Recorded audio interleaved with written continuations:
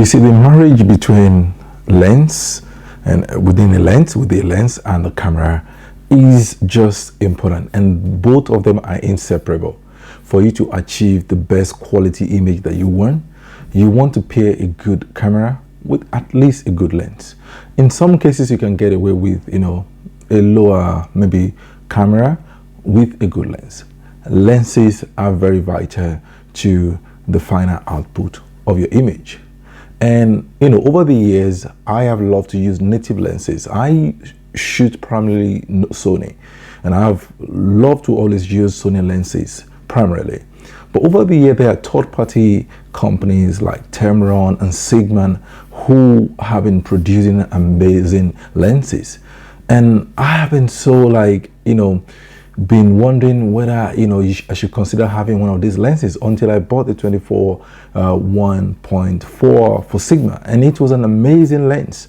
And since then, my idea of a third-party lens changed, because I could see that Sigma is actually producing eye-level lenses. However, recently Sigma released their 85 1.4, which was to rival the native lens, the 85 1.4, the G Master from Sony. And today I have that Sigma 85 1.4 with me, and we are going to be reviewing that lens. We'll be looking at the quality, the build quality, the form factors, the image quality, the the characteristics of the lens and the features of the lens, and my overall verdict on this lens. Should you buy it or not? Ultimately, the decision lies in your hands. But I hope my review today will shape even that your buying behavior. Okay, guys, if you guys want to see all those things I've spoken about, see you at the other side of the intro. Let's go. About to leave, already packing. Come with me. Welcome back, guys. And now, if this is your first time of watching my channel, this channel is all about photography and video. So I go behind the scenes, do some BTS, also talk about some topics on photography and video, do some tutorials, and also I do talk about business education, how people can leverage in their photography to make money, and also other things that are related to education. And I also do tech review by doing unboxing, and also talk about some tech. These are my areas of passion, and if these kind of things interest you, why don't you consider subscribing to this channel? And if you watch some of our video and you like what you see, why don't you smash that like button? By so doing, the YouTube algorithm will be able to recommend my video to a wider range of people, and by so doing, you will be supporting this channel, and that will keep me going, and I will appreciate that a lot. So in today's review, I'm looking at the Sigma 85 1.4. I mean, this lens was released last year, and this lens cost £999, and I know in dollars it's a little bit more, so depending on where you are. Now, this lens was actually produced some years ago by Sigma, but that was made for DSLR cameras. But now that we have mirrorless cameras, they've adapted that lens into a new body, which is a smaller body. Now, Sigma is known to produce bazooka lens. They call them bazooka lens because they are actually big, massive lenses. Come on, these lenses weigh so much. Like they are 105, it's amazing, but it weighs so much. You're gonna be like, if you carry them for hours, you're gonna have pains on your shoulder. Also, they have the 135. They have several lenses, but over the last 12 months or 24 months, they've listened to the consumers. They are now adapting those lenses they previously made, because one thing with Sigma is that they made these fantastic lenses that are very sharp. In fact, in most cases, they're sharper than these native lenses like Sony, like Canon and Nikon. They actually made these amazing lenses that are very sharp images. So the only worry there most of the time is the how big those lenses are, and people always find that to be, people manage to use it, but it's always a complaint. And they've listened now, and then they're now making this, and they've claimed that this lens is probably one of the sharpest ever. And today we are about to see, we want to check out if that claim is true. And also I will go over obviously the features of the lens itself. So this review is divided into two. First of all, we're looking at the unboxing of the lens itself, and then the second part we are going to look at some of the images that I've took with this lens. I've taken this lens out to photograph, and I'll be showing you some of the images, and we're going to see whether this lens is actually sharp itself. And I'll be giving you guys in the final part of it my final verdict, like I've said. So straight away now, let's head over to the unboxing part. In this part of the review, I will be looking at the unboxing of this lens. So when this lens arrived, it came in a normal Sigma white box, white and black box, and it was a great box. And inside that box, I also found the black case, which was the lens was packed inside. So this just makes it look a very premium, and it was packaged, and I kind of like that case as well, the black one. Often we don't use this case after that, but it just makes the whole packaging looks great, and the unboxing experience looks nice, and I kind of like it. Then inside you can see the normal things like things like you need to look out for, the papers they'll put in here, what we don't really need, also, and then the lens itself, and also inside with the lens comes the lens hood. And also when I actually pick up the lens, the first thing I noticed was how light this lens is. Now, like I said previously, Sigma, they were known for producing bazooka lenses, so this lens was actually very light. I was like, wow, this is great. And then the next thing I started noticing is also the buttons on the features of the lens. You can see so many buttons on it, and also I noticed that the lens was metal. It was made with metal, and that's what it is, solid. Like the lens is solidly built, and that makes it make you feel more premium. Also you can see the click switch on there that will help you to so that you will not hear the sound of the ring. So they have like main 3 buttons altogether on there.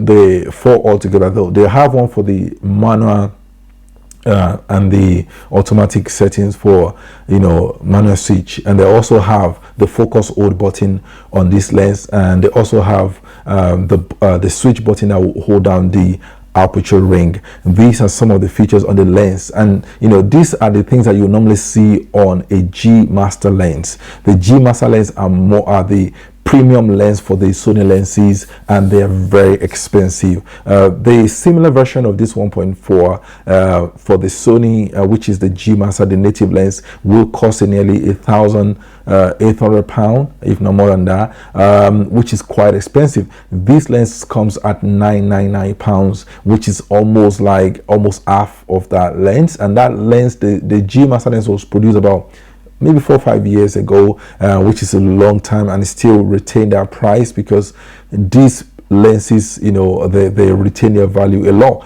Now, this is a prime lens, and I wanted to look at those buttons, and I could see that you can customize it. You can customize your focus hold button. Having all these things just makes the form factors and make this lens all together looks solidly built. So in terms of the build quality and the features, the form factors of this lens, I will give this lens 9/10 in my own book, because it's everything that you want in a lens that is available in this lens as well. So the other thing about this lens is it's got these the glasses, the 70, you can use the 77 meter filter thread on this lens, which is also something that you could find out there if you are someone who is into filters and things like that. So altogether, it was just a wonderful unboxing looking at this lens, and I was happy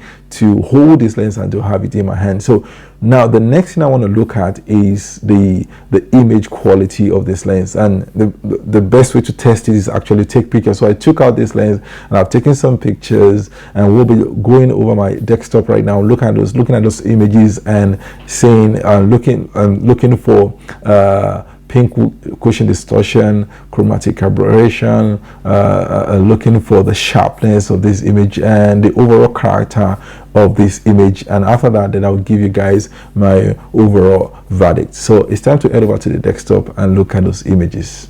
Let's go.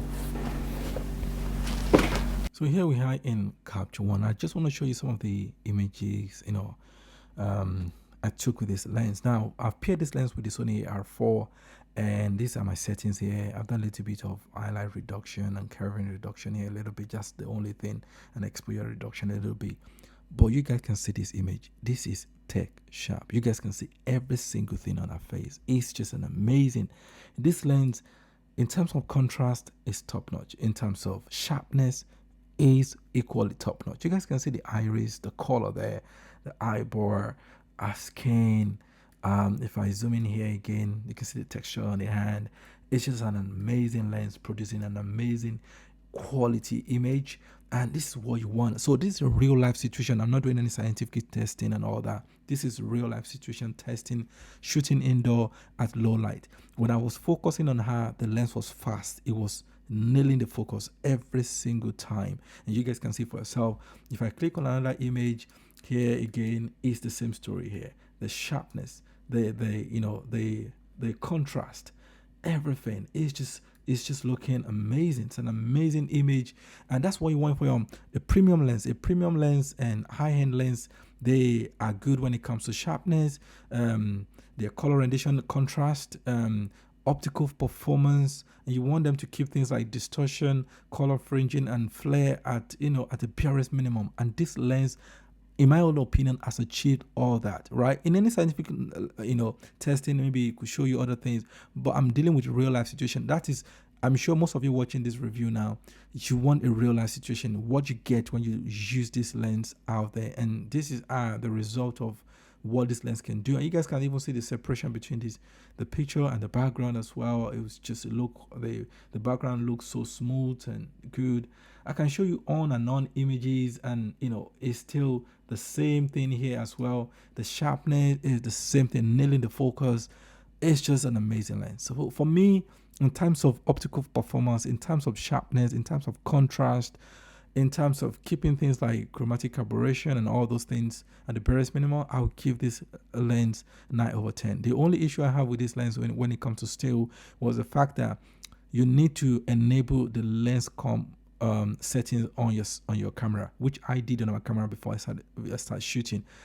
Sigma said earlier that in order for them to keep this lens at the small size it is, at the compact size, they have to sacrifice other things, but those things can be controlled and can be dealt with when you are in post-production, like when you're using Lightroom, or when you are inside here, or you can enable your lens cam on your camera. So I did the lens cam on my camera, so it will now reduce any level of distortion that could come into this lens. And after doing that, I was fine with all my images. Now I've not been able to do shoot at the wide open 1.4, which I will also probably do in another review to come.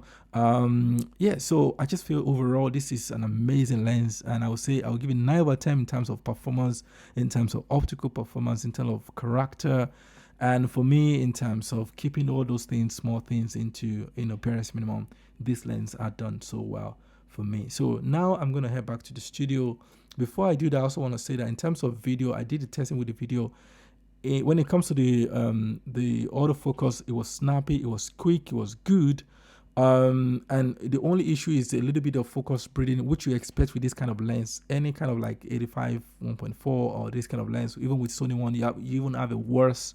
The Sony one is even worse than this, so you get a little bit of focus breathing for people doing videos, but that shouldn't affect you much in terms of video as well. So let's head back to the studio now, and I will talk about my final verdict. So there you have it. So here is my verdict on that Sigma 85 1.4. First of all, it's an amazing sharp lens. Like, it's one of the sharpest lenses I have ever used. I know the 90 mm to be very sharp, but this is blazing sharp. The only complaint I have about this lens is just the pincushion distortion, but that can be corrected by using the lens compensation, and then you can use that to correct it. But apart from that, I just feel that this lens is well built. The form factors, they are great. You know, it's got all the features that you normally see on the GM Masters lenses, which are quite very expensive. I mean, this is just a substitute for those lenses. If you are getting into photography, this lens is made for pros and is made for people who really want to take their photography serious. If you're into portrait, this is an alternative to the GM Master.